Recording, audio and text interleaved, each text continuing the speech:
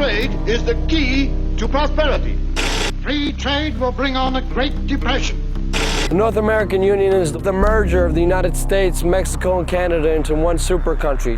I don't see the likelihood of establishing a North American Union in our lifetimes. The road to North American Union is not a new development. Canadians are saying no to the North American Union and yes to Canada's sovereignty. The discussion here, and certainly I've been part of it and an advocate of it in a way, is that Canada, the U.S. should seek to have a deeper type of integration with more predictable rules. Our economies now are very integrated. Our societies are growing increasingly integrated.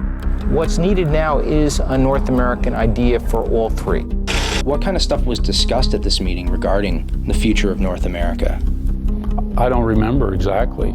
There are clear economic benefits from having a common currency.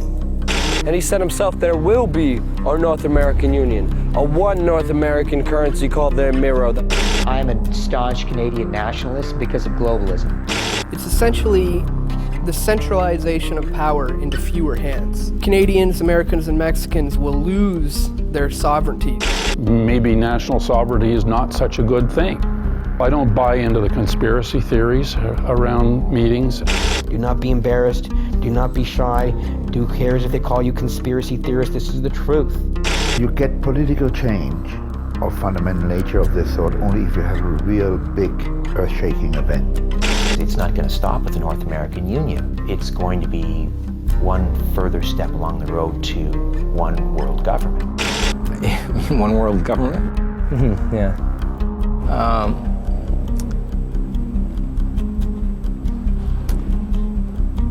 I personally think it will come. It will come.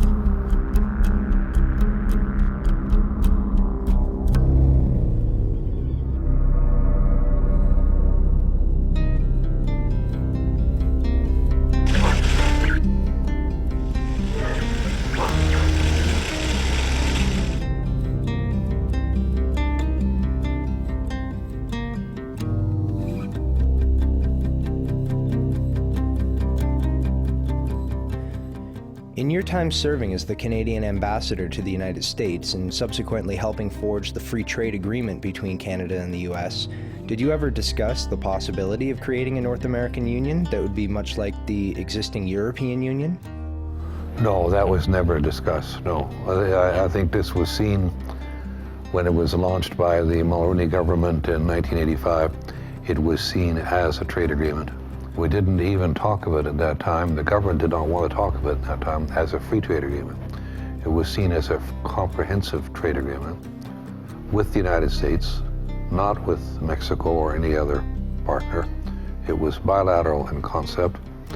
As time went on, we began to talk about it on both sides of the border as a free trade agreement. But there was never a notion, to my knowledge, anywhere in the system up on top or in the bowels that thought of this as a North American Union. After the free trade agreement was signed in 1989 and came into force, the United States and Mexico decided that they wanted to have a similar agreement. And they proposed negotiations on a bilateral basis between the two countries to have another FTA of their own. Canada was concerned about that because we felt, among other things, that it could be a painful experience if Mexico, for example, were able to get a better deal than we did, or get concessions that we didn't, in order to protect our interests. And they were actually going to model their agreement on the Canada-US agreement. It was going to be a Canada-US agreement, whatever add-ons they could put, or adjustments. So we said, well, we want to be part of the negotiations. So then NAFTA came into existence, and you had there for the first time the notion of trilateralism, or a North American continent. One has to look at what has been the effects of these agreements. And they've been very good for some powerful sectors and not at all good for poorer people, for working people, for those that are not benefiting from corporate profits. So here in Canada, for example, since we signed the bilateral free trade agreement with the United States, 2/3 of Canadian families have experienced a decline in their real incomes.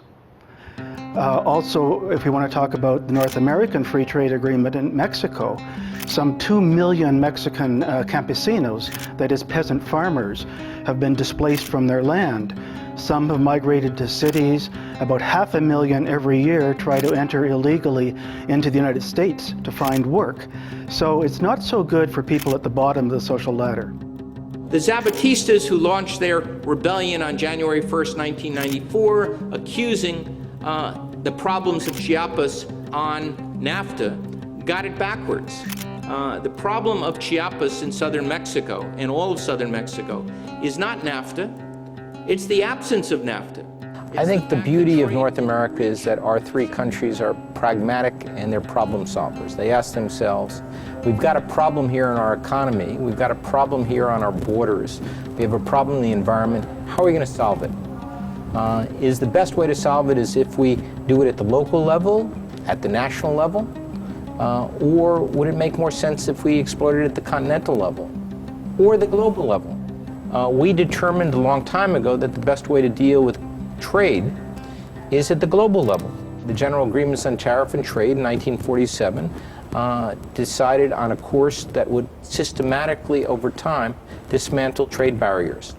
And they have. They brought them down very far. Not far enough, but they brought them down very far. That was done at the global level. I'd be in favor of continuing down that path of negotiating between sovereign governments to solve different problems, to create an institution, create a broader sense of identity or of North Americanness as part of an instrument to help us avoid our parochialism and solve shared problems. NAFTA was essentially a business contract aimed at dismantling trade and investment barriers and assuring all three countries that their sovereignty would not be affected by this and that they would remain independent. Now, one of the major concerns that Canada and Mexico had about NAFTA was that it might open their capital to being taken over by U.S. multinational corporations.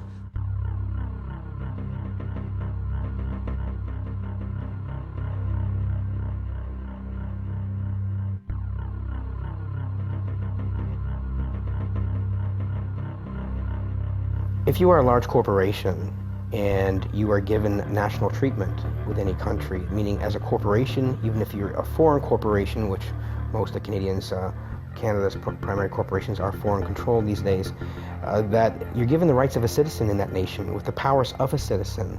And corporate rule is pretty much free trade. But where it sits right now is that as the corporations have gained the status of citizens, they can challenge our laws. So even if municipalities, federal or provincial bodies establish laws for our country, for the best interests of our country based on our collective will, then the corporations can successfully challenge those laws and sue us for passing laws that infringe upon their investments and their trade. And these are the provisions that allow a corporation to sue a national government if it feels it is not getting the treatment it would be entitled to under NAFTA. The first case against Canada under the investor state provisions was a suit brought by Ethel Corporation from the US that was wanting to market in Canada a gasoline additive called MMT, which is a suspected neurotoxin.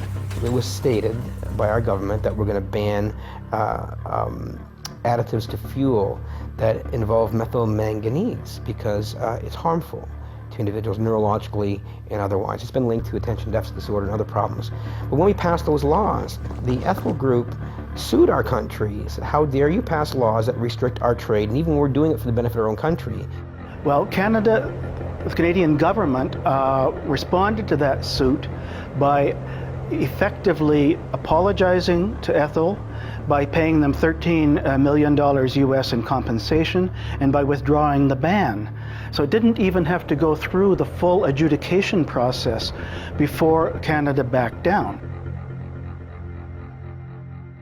Our country is being defined and shaped by regulatory bodies by corporations who have no accountability whatsoever to the Canadian people.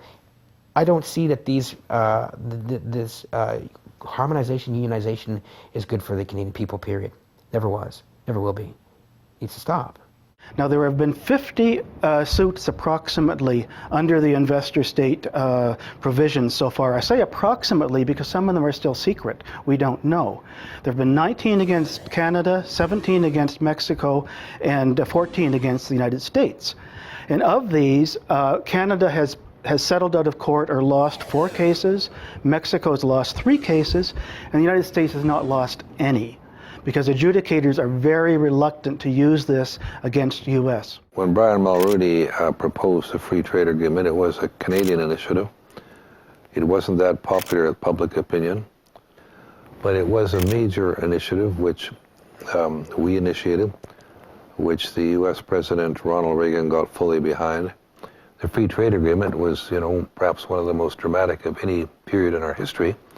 But there, the public attitudes changed.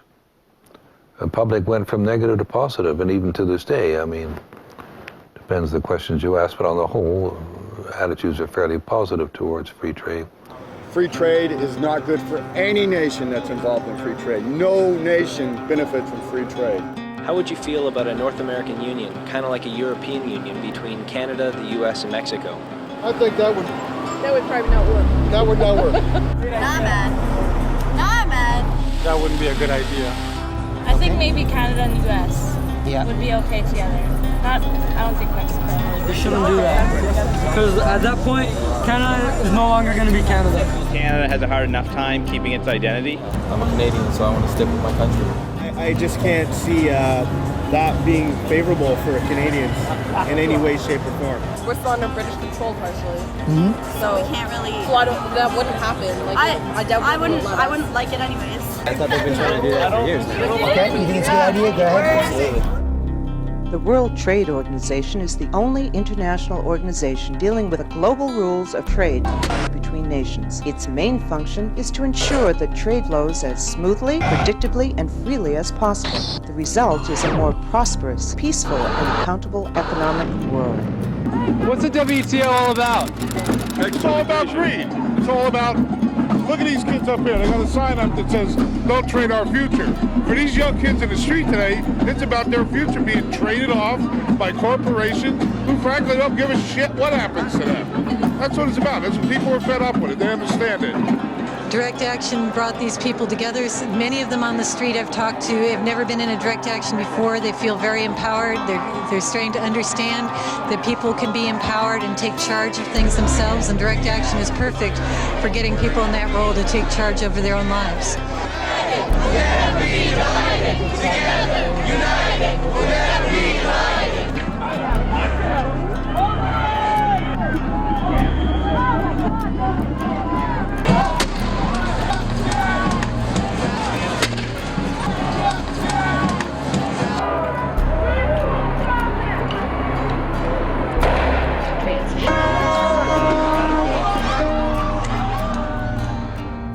I go back to the 1988 election, which was fought on the issue of free trade.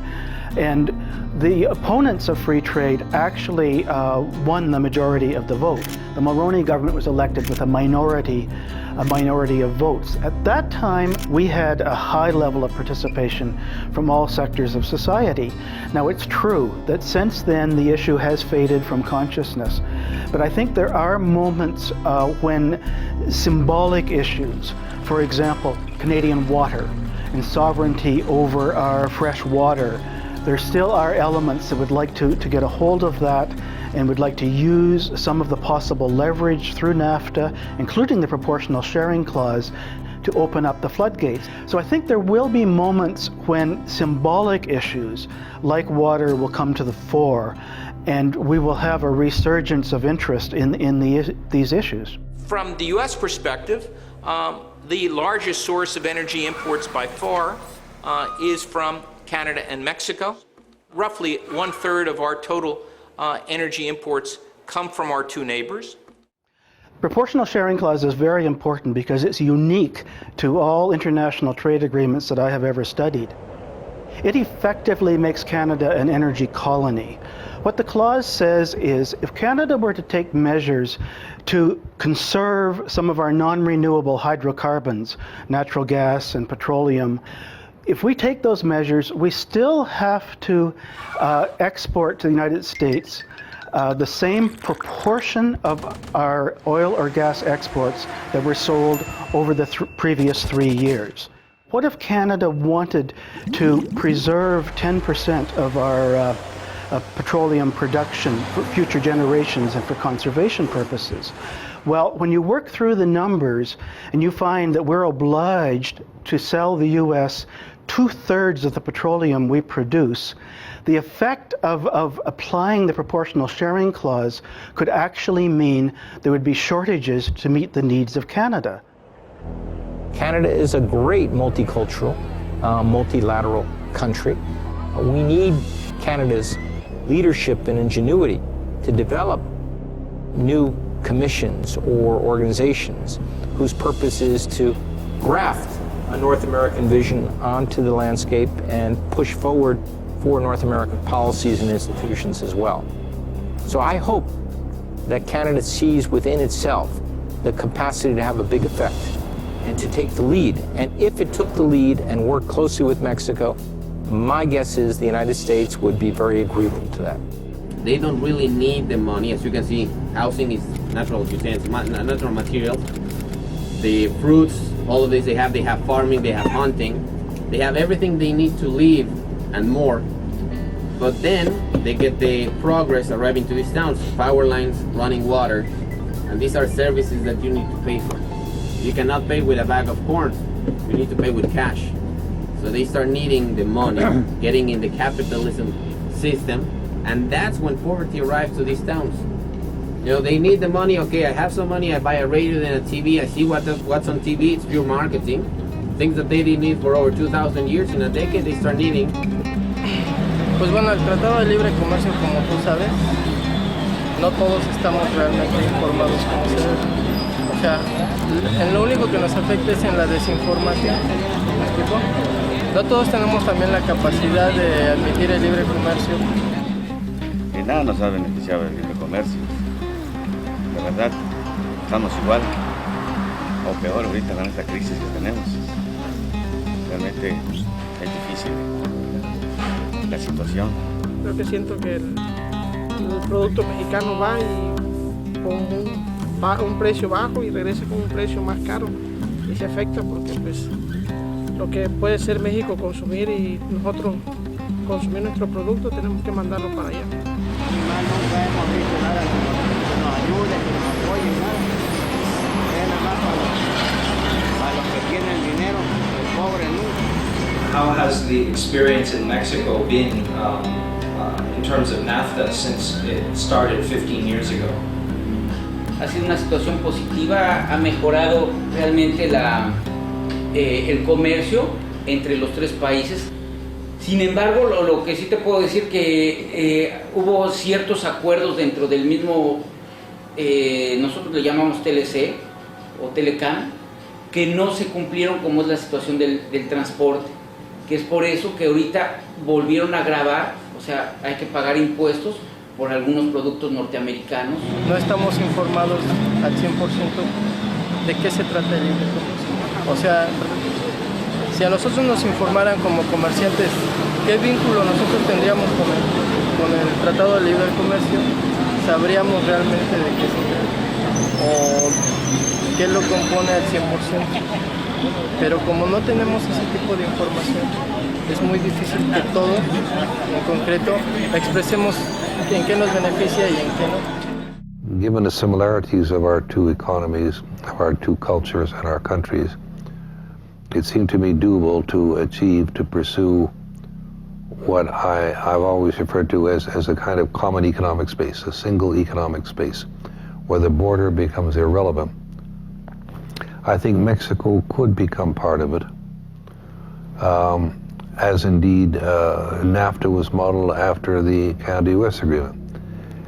And as the Europeans, as you will know from the whole history of the European community, remarkable achievements they've had, it's all been incremental over the years at different speeds. They've been doing it incrementally for years. The European Union was initially started with an agreement in the 1950s to regulate the production of steel among all the European countries. And the argument then was that you would hate to have a country like Germany corner the market on steel and develop an empire that would attack the rest of Europe again. So they had a reason based on recent history at the time, which said we need to have an agreement that regulates production of steel across Europe, and from there they built on it with subsequent agreements. The road to North American Union is not a new development. Probably it kicked into high gear in about 1965 with the creation of the Council on the Americas, and David Rockefeller was the founder of that. And there was a meeting down in Central America between, it would have been then Prime Minister Lester B. Pearson and Lyndon Johnson, and they discussed all of these things that we're seeing now. They discussed the creation of one North American market, one North American currency. There's a distinction between a customs union and a monetary union. A customs union is a common external tariff. It's a logical extension of a free trade agreement and basically says that the tariffs that all three countries have with the outside world will be the same. Right now they're different. Theoretically, we have no tariffs between our countries, but on the perimeter of our countries, we utilize different tariffs. That proves to be extremely inefficient and costly for our own commerce, because everything has to stop at our regular borders to see what amount of the content was made in North America and what was outside. So it's a self-defeating proposition. It would be far better if we could come up with a way to eliminate what's called rules of origin, have a common external tariff, which is called a customs union. Completely different from that is a monetary union with a single currency. That is a very complicated task. The Europeans had been struggling with it for over 30 years, and they tried and failed through a variety of different techniques before they finally, in 1999, implemented the euro. In 1999, when the euro was created, because of my background, I thought that the same arguments that made the euro such an attractive innovation that the people actually went with it, purely on economic terms, also would apply to North America. And I had this idea of writing a paper in which I outlined what would be the benefits to Mexico, Canada, and the United States for creating the equivalent of the euro. And I had the idea, the inspiration to call it the Amero. I think one thing people who are dollar-based need to focus on is the Amero. That's the one thing that nobody's talking about that I think is going to have a big impact on everybody's life in Canada, the U.S., and Mexico. If you Google it, you'll find out all about it. Well, you could tell us a little bit more right now. You always hear it on CNBC, don't you? The Amero is the proposed new currency for the North American community, which is being developed right now between Canada, the U.S., and Mexico to make a borderless community, much like the EU, and the dollar, Canadian dollar, U.S. dollar, and the Mexican peso replaced by the Amero. You really think that will get any leeway? You may want to visit a couple of websites and see how far along it is. The Canadians are pretty upset about it, whereas the Americans, apart from the Texans, are the only people who know anything about it. The rest of the public's really sort of with their head in the sand on this one. There is a group of people out there who believe that there exists a conspiracy to deprive the United States and Mexico, and that's where the center of these conspiracy theorists is. They are worried that there was a conspiracy to rob the two countries of their national sovereignty and through the back door bring in socialism and various other kinds of things. This is, of course, nonsense. It's a little bit like the story about Kennedy's assassination. People still don't believe that Oswald did it. There's a whole industry out there. There's a quarter of all Americans or something like this still think that Elvis Presley lives. I would put the stories that these guys are manufacturing essentially into that category. I cannot deal with it. I am not following it. I hear about it because, as far as I'm concerned, it is just a conspiracy theory. The idea that I am associated with and that I'd like to push is that there are clear economic benefits from having a common currency. The basic economic argument in favor of a common currency is that you have lower transactions costs for firms that are exporting, importing, making investments, and secondly, that the cost of borrowing that is highly correlated with the cost that has to be paid by the federal government, cost of borrowing by other jurisdictions, corporations, consumers, mortgages, they all would be lowered to the benefit of Canada. In 1974, as a condition of joining at the time this G7, this group of 7, which became the G8, which is now the group of 20, this was following something called the Milton Friedman School of Business in Chicago. And they thought, well, it's better to give the banking industry of countries to the private markets and let it be handled there and go with the ebb and flow. But as a condition of being a part of these groups, nations have to give up the control of issuing themselves their own credit, of loaning to themselves. And because we chose to do this, because we thought being part of this group of 7 or group of 8, now G20, was a good thing for Canada, we stopped using our Bank of Canada to fund our infrastructure. We don't borrow from ourselves anymore. We borrow from the private banking cartel. The outcome should be clear. On a board that determines what the interest rate would be for a North American Amero area, would have to give greater power to the country that represents 70% of the entire economic activity and financial power, the United States, and only, let's say, 15% for Mexico at the moment and 15% for Canada. The most important thing about this kind of a central bank is that the politicians have to stay out of it completely.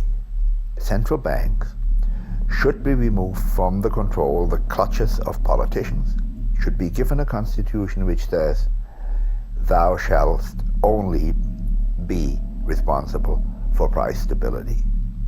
Politicians still play a role because they have to appoint the people to the boards which determine the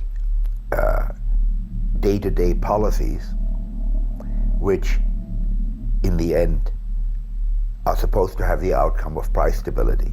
To give up this right to lend to ourselves is absurd, because what has happened? We've gone from an $18 billion deficit to up to a $588 billion deficit, of which about 95% of that's compound interest. And money, we're paying interest to who? Well, there's no person out there who has a Canadian flag, lives in Canada, who we pay $60 billion in interest, both federally, provincially, and at the municipal levels too. We're paying someone else interest on the money that we can print and produce ourselves and lend it to ourselves to fund our infrastructure, to fund our social programs, to fund our education for our university students who are also being put in a debt trap. But as you give up control of your currency, and William Lyon Mackenzie King said it most poignantly when he said this. He said, you know, the issuance of the credit and currency is the state's most precious resource.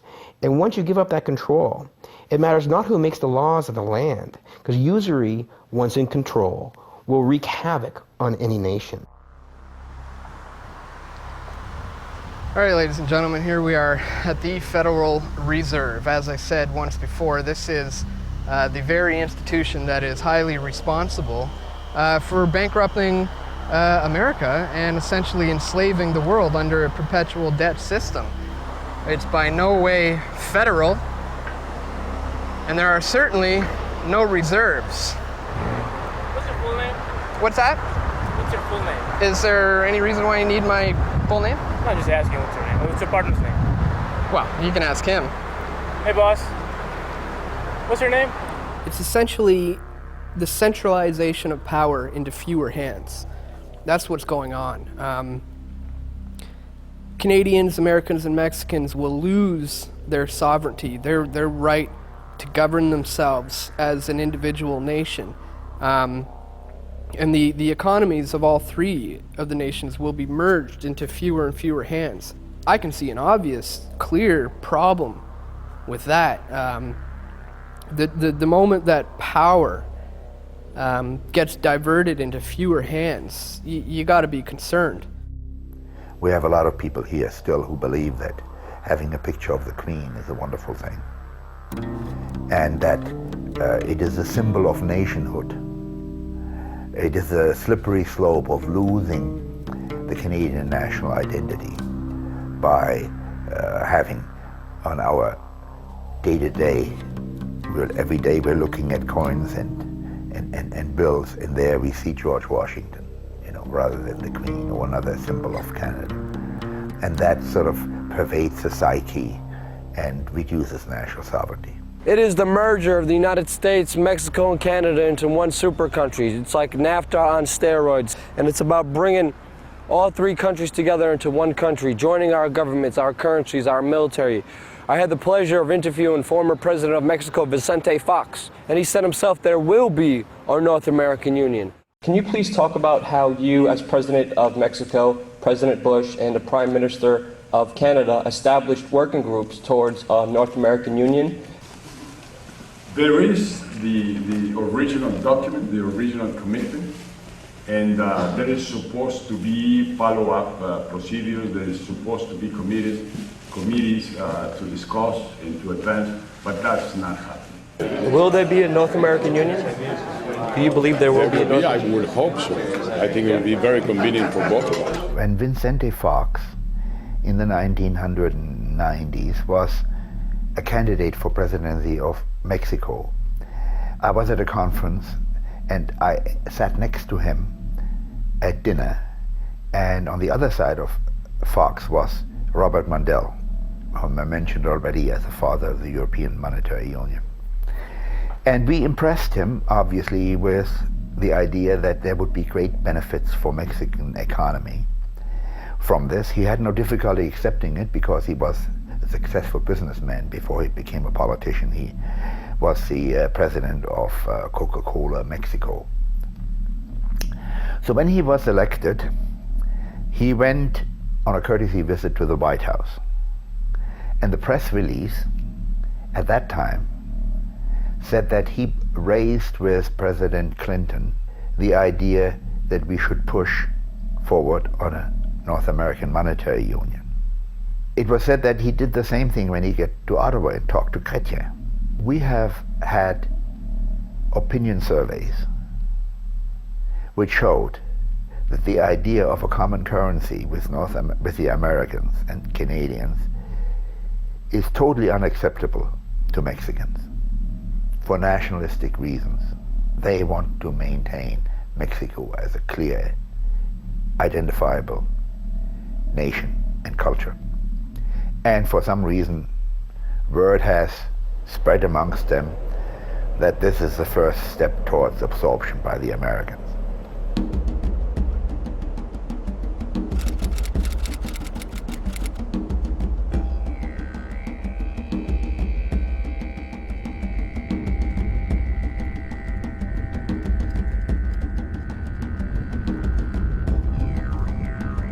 So you say you've heard about the Amero currency? Mm-hmm. Where did you hear about it? I read in the newspaper 2 months ago. Yes. Yeah. For the Amero, like the Mexican people is why is my peso is. I don't want another currency. Mm-hmm. I am Mexican. I like my peso. Yeah. I don't need new currency. Sí, era una moneda que iban a crear. Sería bien, ¿no? Para apoyar a la economía de México. Pues no, lo que había escuchado últimamente que se iba a tratar de estabilizar la economía y se iba a manejar solamente un solo capital, que es los comentarios que dicen para que esto se estabilice y tenga una estabilidad, pero eso lo escuchaba que iba a ser dentro de 5 o 6, hasta creo que dentro de 10 años más, menos que no sé ahorita si anda funcionando eso. And this whole new world order ideation is a bunch of banking and intellectual elites that basically see the same sort of mentality. Control the economy, control the issuance of currency, you control the nation. And now control the food, you control the people. Let me control the issuance of currency and credit of the nations, and I don't care who you put in power, because they know, control the money, you control the nation. And society, we're not aware of this. But this is all part of this whole globalization scheme that's happening right now. Even to raise those kinds of issuers, to raise the Amero currency issue, is to inflame a lot of the people who are most fearful about integration. So for those reasons, I say leave them aside. We have some preliminary steps before we get to a point where we can seriously entertain that.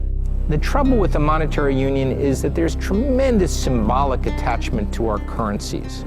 Although, if you step back, you would say certainly the Greek drachma, or the French franc, or the German Deutschmark, or the Spanish peso would be far more delicate and important to those countries. Because in some of those countries they've used the same currency for thousands of years, whereas we haven't even existed for 300 years in North America. So if they were ever able to overcome their fear of losing this distinctive cultural item defining their country like Greece for 3,000 years, certainly it shouldn't be that hard for Canadian or Americans or even the Mexicans to contemplate a different currency. I happen to believe that it would be beneficial to our three countries to begin studying this issue seriously, because it is not a simple step to go from a national currency to a unified currency. It is very hard. And the European experience shows that countries have got to find a way to consult on macroeconomic policy, on budgets and deficits and debts, and establish indicators that would reduce the distortion between economies before you even take the first step toward a common currency. I believe the American people, the Canadians, the Mexicans are practical people. You have to make a convincing case that moving towards a unified currency will be demonstrably better for their standard of living than under the current system right now. We should proceed by letting the academics study this for us. Think about it as much as possible. Help us to understand what the hazards and the benefits are before the people calculate whether it's in their benefit or not.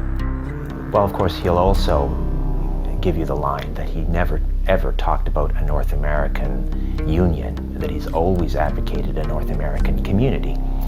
But if you read what he has to say, what he envisages is this North American community would be organized. He would have basically three very powerful institutions that would basically correspond with a judicial and a legislative branch and an executive type branch, which would the executive branch would steer the agenda for the three countries, Canada, the US, and Mexico.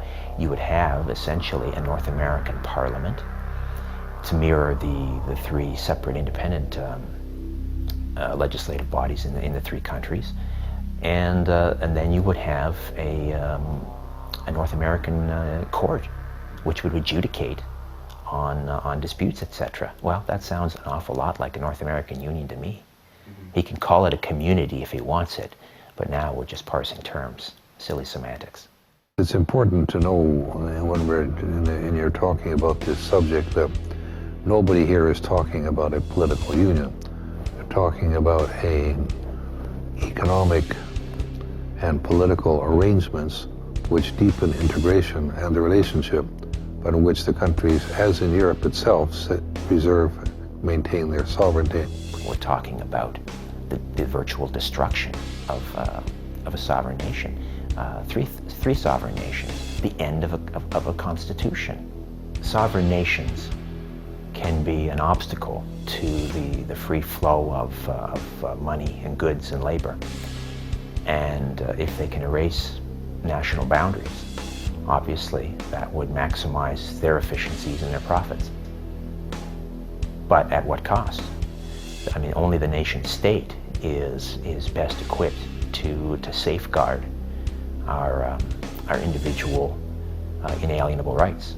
How's your experience been in the European Union over there? It's rubbish, a lot of rubbish, the EU. The issues that most people face is employment. We have a large immigration population coming over, and so the UK at the moment in the recession are quite worried about losing their jobs, but other than that, it gives you opportunities that you wouldn't normally get, and travel as well is good. I mean, from a business point of view, it makes business more effective, you know. You don't have to worry about exchange rates and things like that, but it just seems so remote and far away. I mean, it's over in Strasbourg in France, and we don't really get to hear much about what goes on there. You know, you vote once every 4 years, and then it doesn't seem to change much. Everything is more complicated and bureaucratic, and you got all these like strange laws that maybe apply in France, for example, that in Scotland they're completely irrelevant, and it just makes life more difficult. It's a process of harmonization, because you have different social systems, different currency, different quality of life, and I think it takes, in this case, maybe 40 years if you have a democratic process. Sovereignty as a concept was born in Europe. It was created in Europe. They created the nation state. The Europeans invented it. And through the colonial empire, they went globally, and then they passed the sovereignty notion on to the rest of the world. The Europeans have thrown sovereignty out the window. Well, the Canadian Council of Chief Executives is an organization whose members essentially are the 150 CEOs of Canada's largest corporations. I think we've seen the concept of national sovereignty eroded in a whole variety of ways. And while it's an important concept, you know, it's compromised by the Geneva Convention. It's compromised by every treaty that any country enters into. It's compromised by the Charter of the United Nations. It's compromised by the human rights laws. So I think we need to be a little bit mature about the concept of sovereignty. I find it amusing when people put sovereignty as in a kind of crystal jar and say, well, this is the ultimate. Sovereignty is the ability of a country to act in its own best interests in accordance with international law and its commitments to other countries.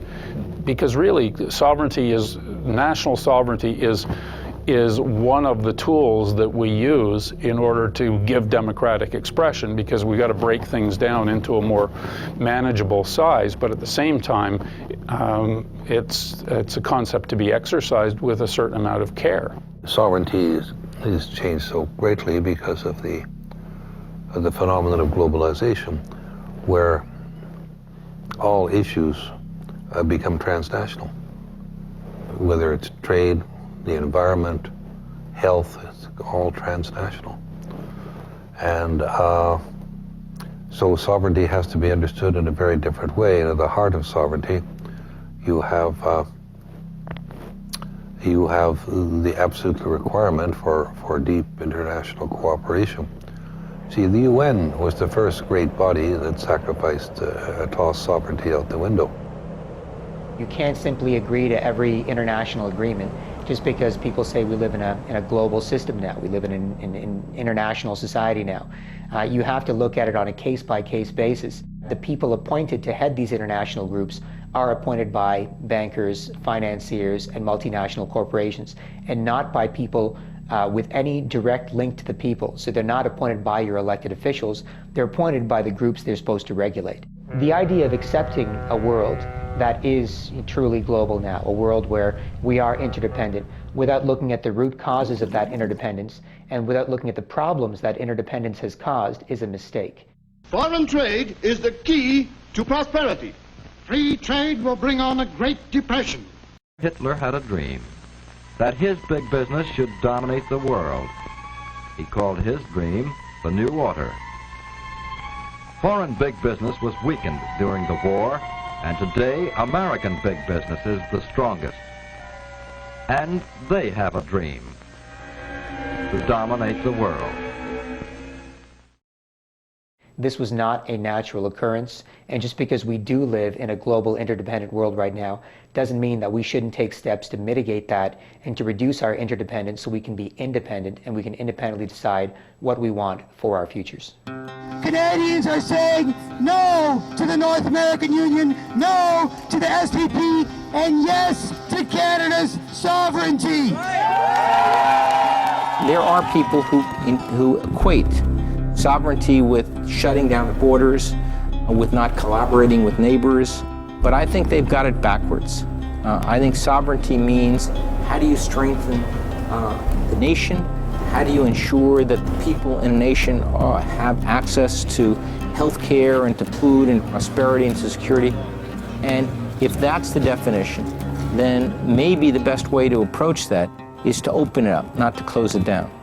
I am a staunch Canadian nationalist because of globalism, because there are global banking and financial institutions and corporations that seek to violate countries' sovereignties by doing whatever they want to those countries with or without the permission of the people in those countries.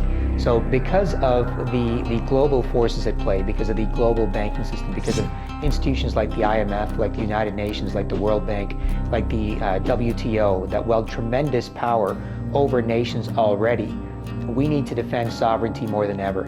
All other notions that violate sovereignty, including multilateral trade agreements, take away from us the ability to control what happens in our countries. And that's why sovereignty is so important. Sovereignty is where you and fellow people of that country can determine how you want to live in that country. And without sovereignty, you can't. I hope you know who Laura Secord was. She lived on the American side of the border, and her husband was in the War of 1812, and he was wounded.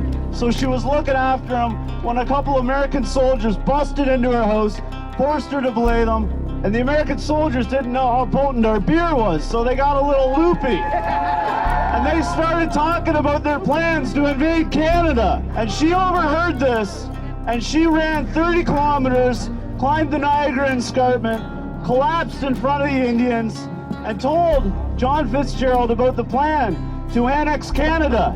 And she stopped it. All the Indians, all the troops, all the settlers, everyone bound together, and we pushed back the Americans. They let us alone. It breaks my heart to think that all that she did is for nothing. Right. Only for Canada to get annexed 200 years later, and we can't let that happen. You need to get out there, you need to tell your friends, you need to tell your family, we need to stop this SPP.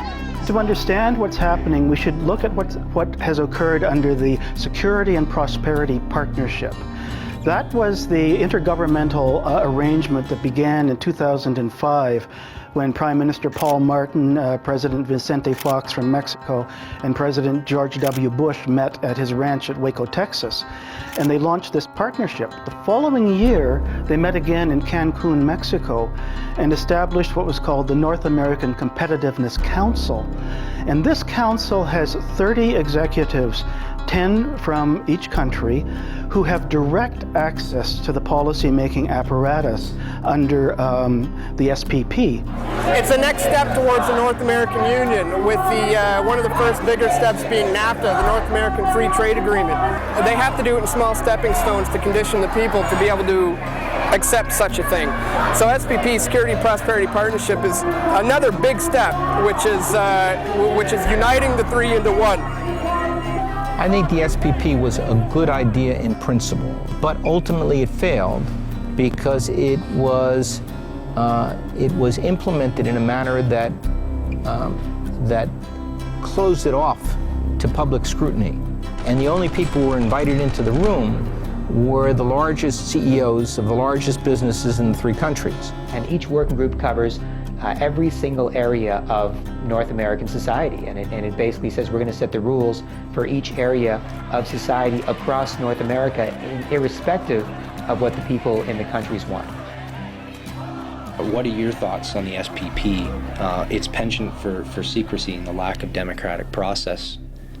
This is the leaders' initiative, the Security and Prosperity Partnership? Yeah, the Security and Prosperity Partnership. I think we elect people in broad-based democratic processes in order to govern. And when they are seeking re-election, we have the ultimate consultation and the opportunity, if we don't like what they've done, to throw them out. I don't think that democracy means that every citizen is present in every discussion, wherever and whenever it's held.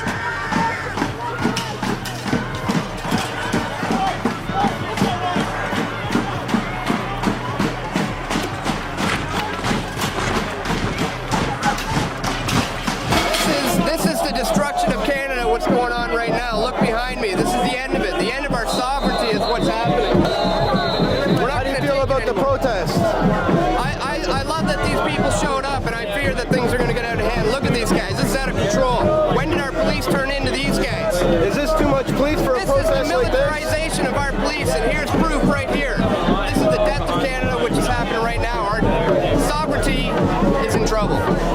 What happened in Montebello was the people in 2007, in August, in Montebello, Quebec, were fed up with this 2.5-year-old trade deal going forward and merging every aspect of their society and harmonizing the regulations to the lowest possible standards according to what corporations want.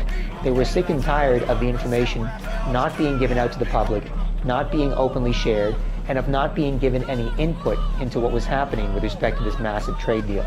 So they massed in Montebello what looked to be about 1,000, 1,500 protesters. There was a security perimeter around the meeting, and there was incredible police presence there.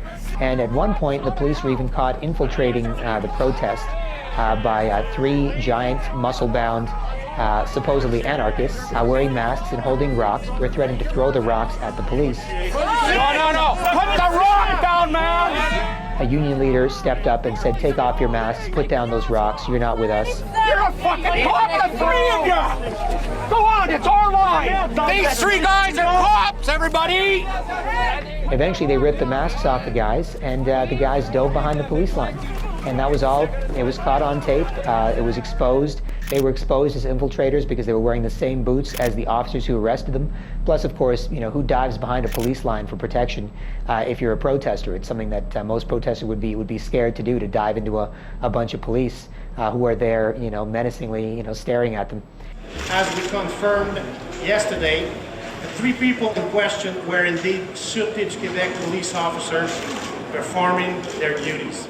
And what that shows is the fascist lengths which the Canadian government will go to protect the information about this trade deal. In 2005, when you signed the Security and Prosperity Partnership, were you aware at that time of any plans to integrate the countries of Canada, US, and Mexico into a North American community similar to the European Union? And considering that the fact that there was no referendum from the people on this agreement, as a former Bilderberg attendee, could you please describe what your intentions were when you signed the SPP on behalf of the Canadian people? Well, okay. I attended one Bilderberg meeting. I'm not sure they ever invited me back, but just to make sure, I've also gone to a Maple Leaf hockey game. That doesn't mean I'm a Maple Leaf fan. And what exactly is the Bilderberg Group? Well, it's a group of probably around 125 to 130 people that meet every year, heads of state, presidents, prime ministers, the heads of the Federal Reserve and Bank of Canada, and multinational corporations like British Petroleum and Coca-Cola, and heads of media, and all these really influential people who hold a lot of weight and have the ability to affect change in the world. That's who meets at the Bilderberg meetings every year. The name itself, they don't even technically have a name. Bilderberg is the name of the hotel where they first met back in 1954. I believe the meeting was first organized by Prince Bernhard of the Netherlands.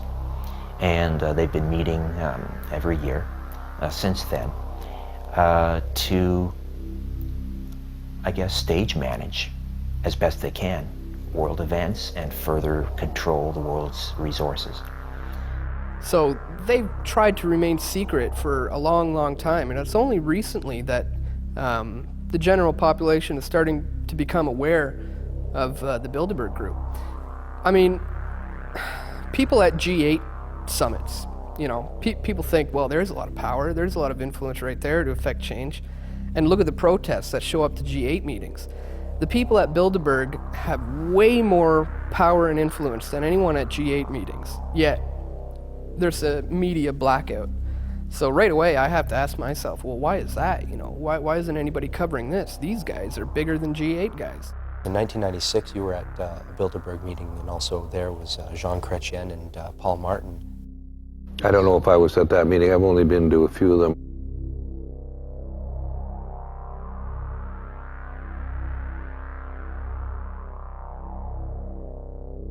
Bilderberg and Carlyle are not really think tanks. They're simply individuals who get together who are from business, the political world, the media, others, and discuss ideas.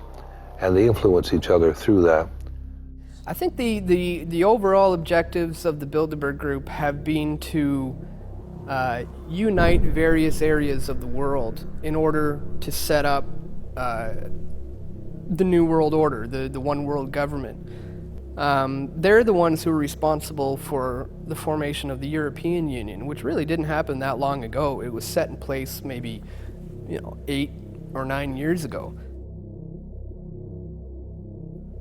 So those are the guys who have the influence and the power, and they are the ones who are also going to be setting up the North American Union over here, and there's also going to be an Asian Union and an African Union, and those are the guys who are working to bring it together.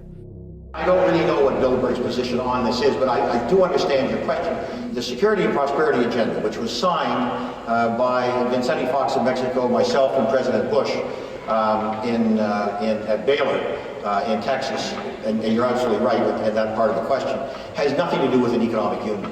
What it really was that Fox and I both said, Fox because of immigration, me because of Mad Cow and because of softwood lumber, essentially said, look, there are a number of items which are violating the spirit of NAFTA. They're not violating the letter of NAFTA, but they're violating the spirit of NAFTA.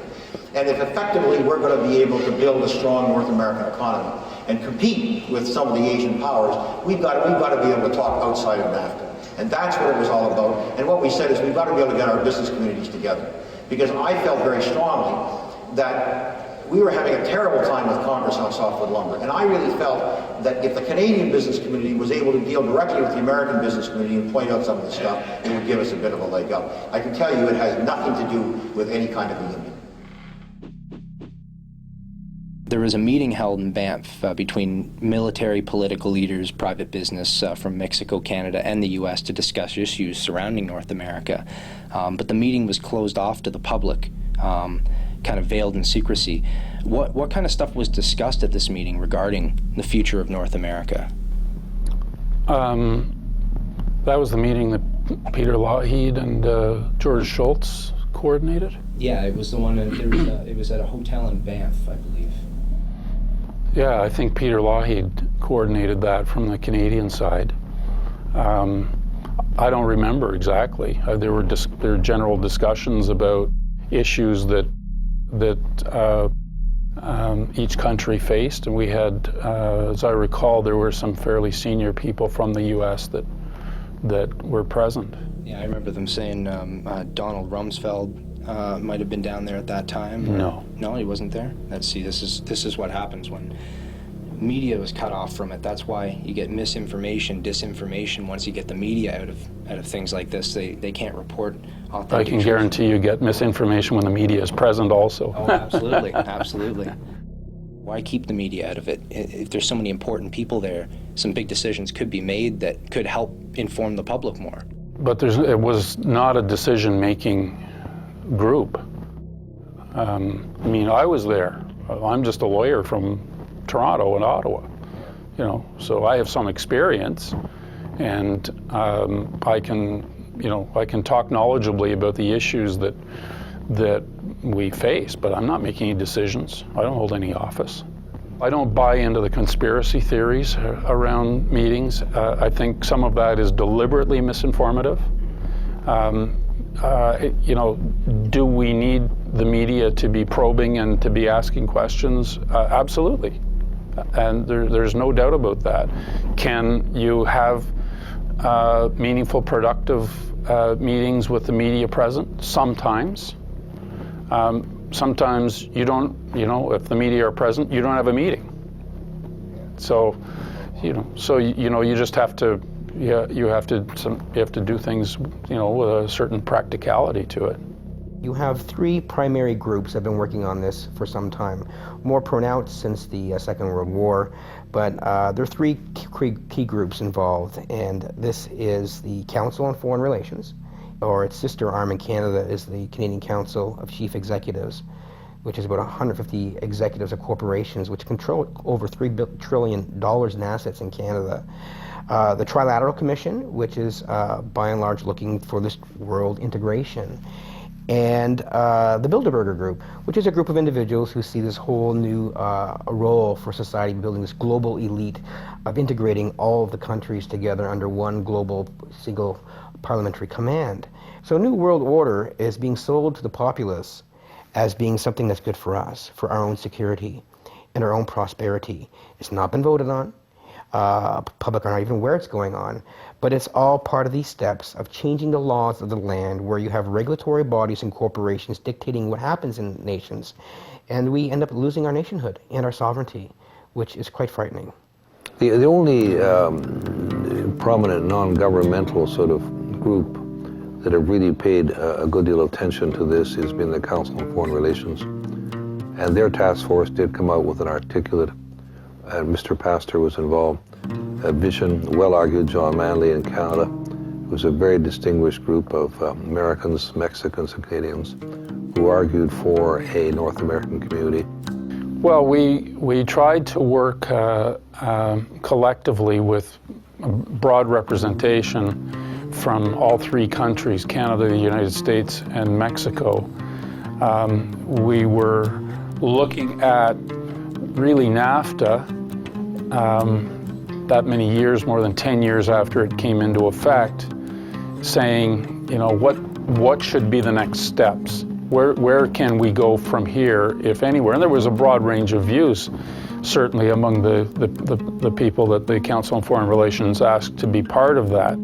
The Council did not endorse it, because the Council doesn't endorse the work of its task force, and they didn't hold any, you know, public meetings on it. But it was, they I think, went beyond anything that has been occurred in the Trilateral or Bilderberg in analyzing the merits in this paper they produced in this task force. I think that we struggled a lot with this basic question. I mean, do you want to be, you know, bold and brash? Do you want to be incremental? Do you need a common view for all three countries? Can there be a common goal, but moving at different speeds? And you know, we tackled a lot of those issues. We tried to make, I think, a contribution to the direction that countries might go. At the end of the day, has a lot been accomplished? Not really. But, you know, sometimes these things take time to bear fruit. What are your thoughts on a North American Union between Canada, America, and Mexico? I don't know.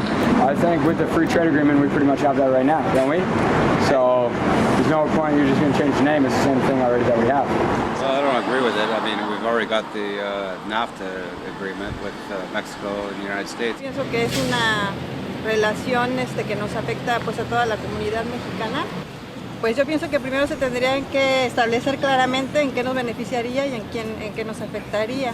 Pues más que nada yo pienso que pedir la opinión de la comunidad de cada país, que al fin y al cabo pues somos los que más resentimos ese tipo de uniones. Pues considero que no ayudaría nada a México porque resulta de que nuestro dinero nunca vale. I don't think it's really a good thing at all, because what does that mean for Canada and where Canadian citizens stand? I don't see them coordinating any kind of understanding that everyone can be on common ground with. And the corruption too. Who gets what? You know, who's going to provide the leadership? Who get, you know, you don't know how society exists these days. It's very difficult to get any kind of truth. It's obvious that there is another agenda going on here. If this was something that was for everybody's benefit, I mean, it would be front page news. But because it's not, because it is secretive, you got to ask why. Why the secrecy? Why wouldn't they tell us about this? Well, because the corporate interests are basically the ones that are benefiting from this, and if anybody looked at the actual amalgamation and what they have proposed, they'll see that it's only good for the corporations. Do you think it would be beneficial for people or more beneficial for corporations? Gee, that's a tough question. I'm hopeful that it'd be more beneficial for people, but my feeling would be that it's probably going to benefit more corporations. Well, I think as an American and all other Americans should agree that it's obviously a plan to destroy national sovereignty. I think that if we're going to adopt laws from other countries, then we should have a say on it. I've heard about that, but I think it's going to be bad. In the event of a financial meltdown or any type of economic disaster, borders contain that disaster to that specific nation. And when you eliminate all borders, how do you contain things? You don't. I'm 16th generation Canadian. And you know what? I love our neighbors to the south. I really do. And I'd like them to remain our neighbors to the south. We have more control of our own destiny when we're not worrying about the other factors, the other people in our union. So if you're worrying about the Mexicans, what they might hold important, we may not. So I think we can get along with them and do business with them, but I think it's better to do it as an individual rather than as separate or as a union together. That's my personal opinion. It's almost inevitable, I would say, that happening. Why do you think it's inevitable? Everybody's becoming more interconnected these days, I think. I'm concerned. Yeah. Concerned. You're concerned about the future? Definitely. Yeah, no, me too. Yeah, me too. The North American Union is an idea essentially put forth by the Council on Foreign Relations. They wrote a document called Building a North American Community, and they're a think tank of about 2,000 or 3,000 of the business and political elite in the United States who have common interests. Those common interests aren't really defined much to the public, but you can go to CFR.org to see the CFR's own website. You can do your own primary source research by going to their website, looking at their publications, and seeing what their members decide would be a good idea to see. Now, they don't have any official political power, though a lot of their members are politicians. So what they do is they are a think tank of the business and political elite who come up with plans that the government adopts without the say of the rest of the public. Up until about 6 years ago, we never saw in major U.S. papers or Canadian papers, never a mention of Bilderberg. Now it's finally all over the place. Europe, it's all over the place. What is that a sign of? What is that a sign of that this is happening? It's a sign that an independent press is growing. What I don't know is, are enough of the public listening? That's my great prayer, is that enough of the public are listening. Because you can keep telling them, I can keep telling them, but is there enough of the public going to listen against the tidal wave of trash media? You know, all the cheap thrill stuff, all the commercial stuff.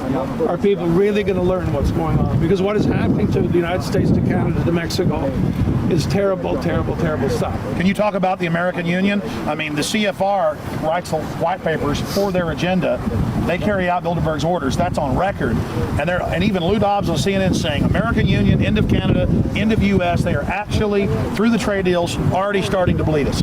Well, I breezed through what in Canada we've referred to as the Manley Report. John Manley was a previous Deputy Prime Minister, and he sat on a Council of Foreign Relations committee with Mexicans and Americans. And it started off by saying, does it not make sense that Canada and the U.S. should be one, that we should have a common currency? Does it not just make enormous sense that we should have a common border? To ask the question is to answer it. Now that was right in the report. I know they're just waiting for us to look the other way so they can whisk it through. They're upset about the fact that they're being exposed. Well, I'm sure they are. I mean, look at the tinted windows. They don't want to be seen. They don't want even anybody to know they're here. So I'm sure they're ticked. and that's why we're here to try to expose them. The American Union is happening through trade deals. Just like the Euro back in the 50s when they first set it up was this economic community or this trade bloc. Now it's the Euro, and now they're taking people's right to vote, taking their sovereignty, giving it to these supranational organizations. So we're talking about the death of Canada is what's happening in there right now. The death of your sovereignty is happening in there right now. CNN has even reported that these individuals have put out the policy reports through the Council on Foreign Relations that writes their scholarly white papers to end the United States, to end Canada, and to end Mexico.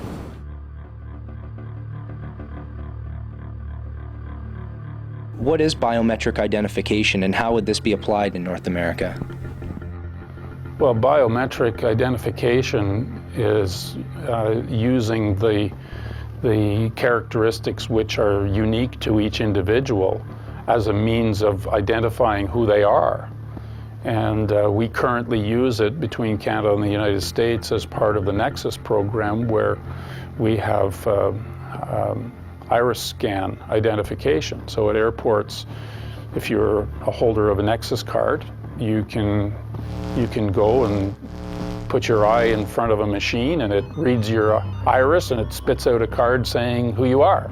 And you can use that with your customs declaration form. So it's just a means of certain identification. There are different ways of doing that, but that's an example of one. That was kind of the thing that people mentioned. They said that, this is one more step towards an Orwellian state of everyone being on a database or something like that. I've got news for them. They are already on a database. Oh, really? They are. Which database? Well, have they got a credit card? Yeah. Well, they're on a database.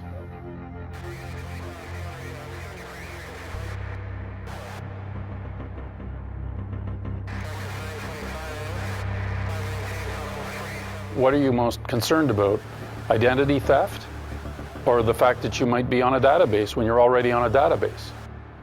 I think, quite frankly, your privacy is more likely to be breached by virtue of the information you supply credit card companies in order to acquire credit than by any linkage of your information to your biometrics. At least you know where you've got biometric identification, identity theft becomes almost impossible. And increasingly, for many people, identity theft is a nightmare. Once it happens to you, you never want it to happen again. So in a modern world, every technology has its upsides and its downsides, and for some of the benefits, sometimes there are some compromises. What are some of the lessons that we can learn from the old world order for the new world order?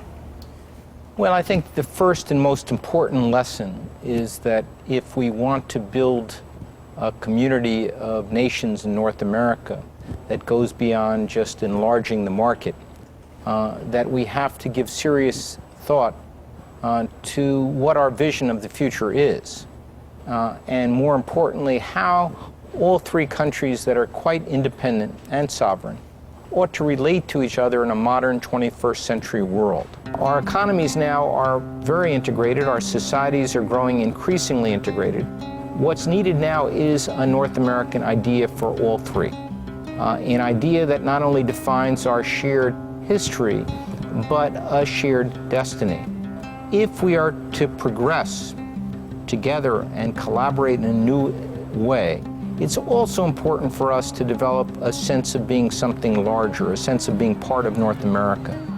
Right now at the elementary school level, we by and large learn about our country and about how we differ from our neighbors and the rest of the world. I think it's time now to also learn, in addition to how we differ, what we share in common. And what North America is as a whole. It's more than just a geographical expression. I think that students should have a mandatory part of their curriculum that not only teaches them about their country, but also about their country's place in North America. I think from the elementary school level, the secondary, the university level, you can develop on that foundation a great deal more knowledge about what we have in common, about the problems that we share, about strategies for addressing those problems. And so right through university, we should have centers on North American studies that research and examine these questions and help all of our peoples know more about each other than they currently do. Frankly, Mr. Ambassador, we lack the trained men who would be able to plan and implement operations in an area we think is vitally important. Because of this, we are also requesting that your team of advisors include a senior officer who is thoroughly experienced in psychological operations. Very well, sir. I think we can provide you with an expert on the subject. He is concerned with its people, their way of life, their religion, their culture, their sense of national identity, or lack of it. He must know the people of Hostland, for their minds will be his primary objective. He reviews the psychological objectives the United States hopes to achieve in Hostland. Once the people start to consider themselves as a national group, acceptance of their government tends to increase, thus making penetration by subversives much more difficult. Psychologically, the people must be convinced that if it were not for the insurgents, these restrictions would not be necessary, and that when insurgent activities cease, restrictions will be removed. As the people are affected by the program, so the program is affected by their changes in attitudes. A successful PSYOP program will make them perceive things from the desired viewpoint. What thoughts will pass through his mind? What images will he see? What factors will push him in one direction or another?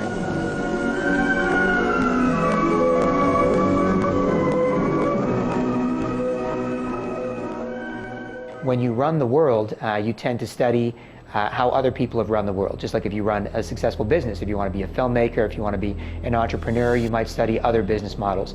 The people that currently run the world studied how the people before that ran the world and now want to create a scientific dictatorship. And that means they want permanent and total control over the world forever, so they never have to worry about revolutions again. So oligarchies have always been worried about revolution, always been worried about the people revolting. Oligarchies even popularized the idea of exile back in the 1200s, 1300s, where if the King of France got deposed, then he or she could go to England. And if the King or Queen of England got deposed, they would be exiled to France. So oligarchies were so worried about the people rising up in rebellion that they popularized the idea of exile to make that normal and make that an accepted thing you do to make sure you didn't kill your royal family who was a part of your country's history. Incrementally, they condition us to say that it's none of our business to look into things like giant multilateral trade deals that will affect every area of our society. They make it seem like it's not our responsibility. We have experts to take care of that. And the less we control our environments, the more apathetic we get. Placing the frog in a pot of cool water where the frog is very comfortable, and you gradually turn up the heat so that you don't, the change in heat is imperceptible until, of course, the pot is boiling, and then it's too late to do anything about it. That's what's happening now. So gradually, step by step, and gradualism is a process that Karl Marx talked about. This is right out of the Communist Manifesto, that if you move in baby steps, they're imperceptible. People simply don't take notice. Would you prefer to follow a careful, incremental, small, step-by-step approach, or prefer a bolder vision for the future and to design and pursue that vision? And an overwhelming majority of both Canadians and Americans said yes to the bolder vision. And the people, I think, are ready. The way I interpret the polls is not that they want a North American Union, but they are quite pragmatic about different ways to relate to each other and open to new configurations in North America. They learned long ago that you cannot just take it by brute force. I mean, when Hitler tried to do it, just take it by brute force, it doesn't work. The people will always prevail. So they've learned their lesson, and they realize that now you have to do it through stealth, through things like propaganda and controlling the media and the education system, and basically turn it around so that the people are in complete and total acquiescence, that they will literally beg for their own enslavement. by doing incrementally these changes in our laws and our land, then one day we'll all wake up and say, oh, that's just the way it is. But it was not supposed to be that way. You can come across a border with an army with all of your military machinery, and people say, oh my gosh, we're being attacked. But right now we're being attacked, but incremental changes is a way that people don't see that the arrows and bullets and guns and cannons are blazing at us, and we don't recognize that. So most people aren't aware because of what they've learned from the media and what they learned in school. And it's amazing how quick information spreads these days. So that's probably why people have such a hard time waking up sometimes, because the conditioning runs deep. If you get into an elevator and there's 20 people on the elevator and 19 of them are facing the back of the elevator, well, by social conformity, although the right thing to do is to face the front of the elevator because that's where the door is open, to fit in with the greater crowd, you turn around and face the back. Don't know why, but this is what seems to be the status quo. When you have incremental damage and it keeps increasing, you can wake up one morning and realize that something has to be done. Well, you get political change of fundamental nature of this sort only if you have a real big earth-shaking event. 9/11 was an earth-shaking event. The Great Depression was such an event. 2 world wars costing millions and millions of lives and casualties among European countries was such an event. They drive changes. The European Monetary Union was the outgrowth of people who lived through at least one of those wars to try to avoid it in the future. Precisamente yo estaba pensando anoche que cuando hay desastres, huracanes o algo así, los aprovechados son los que tienen dinero y al pobre nunca le llega nada. Y probablemente no, porque tú sabes que los más ricos en tiempos de crisis se ven más. Nosotros seguimos haciendo la lucha por la subsistencia cotidiana. Solo es eso. Well, I certainly agree that it's when periods of great instability and chaos you have the greatest opportunity for creating new institutions and moving in new directions. I think it is obvious from any study of history, world history, that the greatest initiatives have usually originated from some crisis of some sort. The United States Marshall Plan would have been unthinkable after World War I, but after World War II, we were prepared to give a substantial amount of money both to winners and losers to help them to recover. It was quite a dramatic, and it really did require a crisis, a dual crisis, one the end of the Second World War, and the second the prospect of Soviet invasion of Western Europe. I think we needed a crisis to have Social Security, to have the Works Progress Administration. In 1935, Franklin D. Roosevelt put his signature on the Social Security Act. This Social Security measure gives at least some protection to 30 million of our citizens who will reap direct benefits through unemployment compensation, through old age pensions, and through increased services for the protection of children and the prevention of ill health. There's no doubt that steps that many people think would be desirable are extremely difficult to do in the absence of some moment in which people can step back and see that fundamental change is required. Robert Pastor and Alan Gottlieb, they both expressed their beliefs that the greatest initiatives come out of disasters. Do you believe in this order out of chaos theory? Given that the European Union was born out of 2 world wars, do you think that North America would require some sort of a catalyst to push us towards this North American community? Well, I don't see any. First of all, I don't know what kind of catalytic event it would take. I don't see any interest in building a kind of common superstructure in North America, either political or even economic. I don't see a monetary union. None of that is on the horizon at all, as far as I can see. I don't know what it would take for it to to come about. The recent events in the financial world are certainly going to drive more cooperation and collaboration around financial sector regulation. If, as part of your goal, is to integrate economies, we call it deep economic integration, and integrate their economic structures, then countries don't want to give up their economic structures freely. And if things are going well for the people, then they say, well, thank you for offering us this Amero or North American Union or one common currency across the North American continent, but we're happy with where our economy now, we're happy with our own currency, and we don't need any help right now. But if you throw a man or a country into quicksand, and then all of a sudden they'll clutch at straws, and the straw that they'll clutch at, you already have for them, but they won't reach for it unless you create the crisis and put them in there. I agree with many people who say, well, the idea for an Amerigo is just fantasizing because there simply is not the political will that existed in Europe. And I say, that's right. I fully agree. But as an academic, I'm supposed to be thinking ahead of what can be done, what should be done, rather than just always accepting the current situation as it is. If you want to move a population as a whole and galvanize their common thinking as a one galvanized response, and we all agree this, then they give you their will freely to go take them to where you already want to go. If you throw them in that quicksand and then you pass them that straw, and a drowning man will grab at anything, and they're drowning us.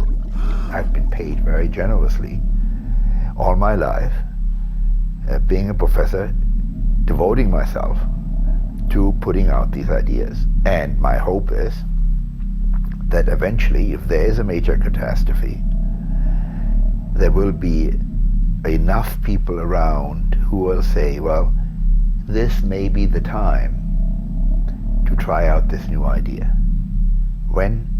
Whether this ever happens, I don't know. But as far as I'm concerned, I've done my job of introducing these ideas into the public domain, and now it's up to your generation of young people, the next generations, to see whether it's worth it or not. It's a process that they've been using for thousands of years. It's basically order out of chaos, and the idea that death breeds life. They believe if you can cause enough pain and wars and suffering, then out of the ashes of that will emerge their solution to this problem that they created, which is their solution would be oneness, one world, everything.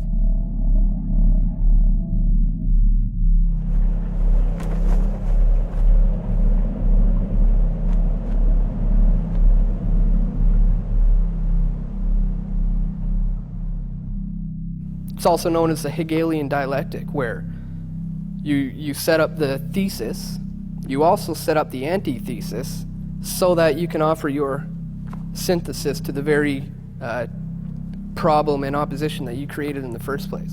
I mean, that's exactly what these people even talk about. It's the Hegelian dialect, problem, reaction, solution. They cause the problems to happen. You react to it, and you go towards something that they already set up for you from the beginning.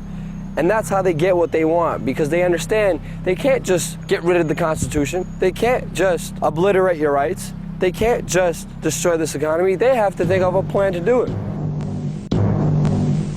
Real freedoms are eaten up a little at a time, while government controls are slipped on, while the real power is collected into a few hands. Where government is not limited, no man is free. Change limited government to unlimited government, and our rights would be only what the master planners say they are. No longer the servant of the people, government would be the master of the people. That's the way to change what we have, take all power and all freedoms away from the people, and collect everything into the hands of one small group with absolute power. 9/11 was one of their plans for a push for a one-world government. People saw this outside threat, and they ran for the government for help. That destroyed their rights, that invaded countries, that killed millions of innocent people. A good example is around 6,000 to 7,000 years ago, in Egypt when the Egyptian leaders would have knowledge of the eclipse and the sun cycles. The knowledge had been handed down to them from their ancestors, and they didn't know why an eclipse would happen or how, but they knew when.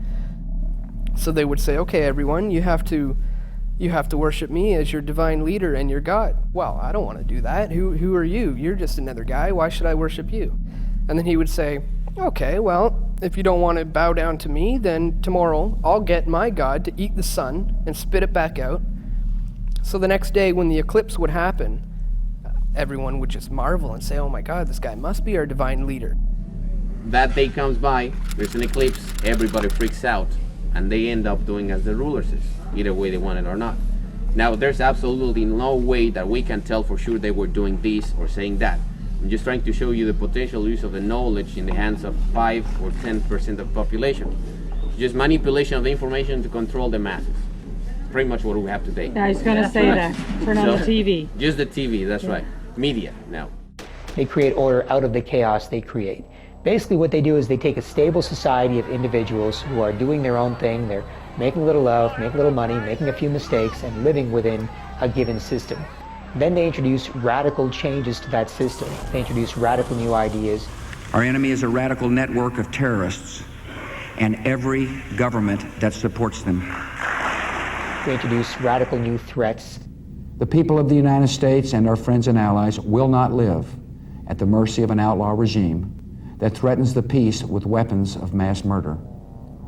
We will meet that threat now with our Army, Air Force, Navy, Coast Guard, and Marines, so that we do not have to meet it later with armies of firefighters and police and doctors on the streets of our cities.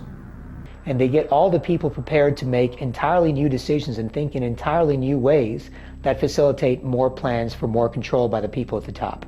You're free, and freedom is beautiful.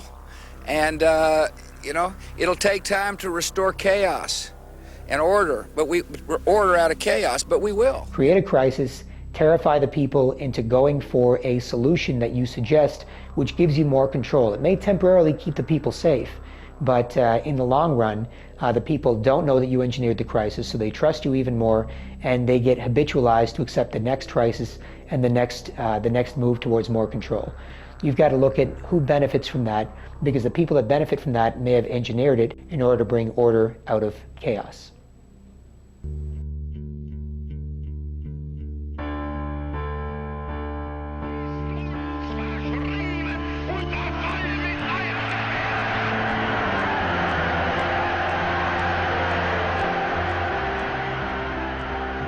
The hope that each of us has to build a new world order in which nations and peoples with different systems and different values can live together in peace. We have before us the opportunity to forge for ourselves and for future generations a new world order, a world where the rule of law, not the law of the jungle, governs the conduct of nations.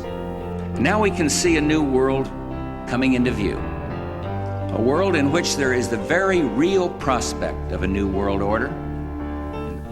It is a big idea, a new world order, where diverse nations are drawn together in common cause to achieve the universal aspirations of mankind.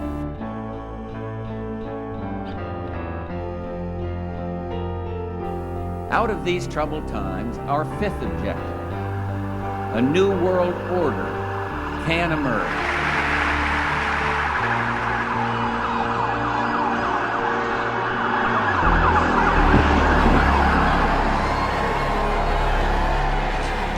There is a chance for the President of the United States to use this disaster to carry out what his father, a phrase his father used, I think, only once, and hasn't been used since, and that is a new world order. There's a need for a new world order. In the next few years, a solution will emerge, that people will look into that cauldron and decide that they have to learn their limits. But I think that at the end of this administration, with all its turmoil, and at the beginning of the next, we might actually witness the creation of a new order. After 1989, President Bush said, and it's a phrase that I often use myself, that we needed a new world order. It is a new mindset that the world now needs. It is a real global New Deal that we need, an ecological and an economic New Deal that we need. In the name of France, I call upon all states to join ranks in order to found the new world order of the 21st century. I think a new world order is emerging, and with it the foundations of a new and progressive era of international cooperation. We need a world of shared global rules, founded on shared global values. When we are successful, and we will be, we have a real chance at this new world order, an order in which a credible United Nations can use its peacekeeping role to fulfill the promise and vision of the UN's founders. The New World Order essentially is an agenda. It's a plan to unite the world into one, whether it be one world government, one world cash system, one world religion. It's all about uniting everything into one. They call it the New World Order, and that's what they're trying to create. Essentially, different power blocks from around the world decide to get together and agree to carve it up amongst themselves with a system where they all profit and the whole world is fooled into believing something else. This idea of a globalization or a global totalitarian political scheme where the masses are regulated and controlled by the few is nothing new in society. It goes back millennia. This has been a common theme of those who seek to profit us and to oppress us and to hold us in checks and balances. Pick up letters from Henry Kissinger, where he plans for a one world government, where he talks about an outside threat, whether fake or real, using it as a way to scare the people so they accept and love the New World Order.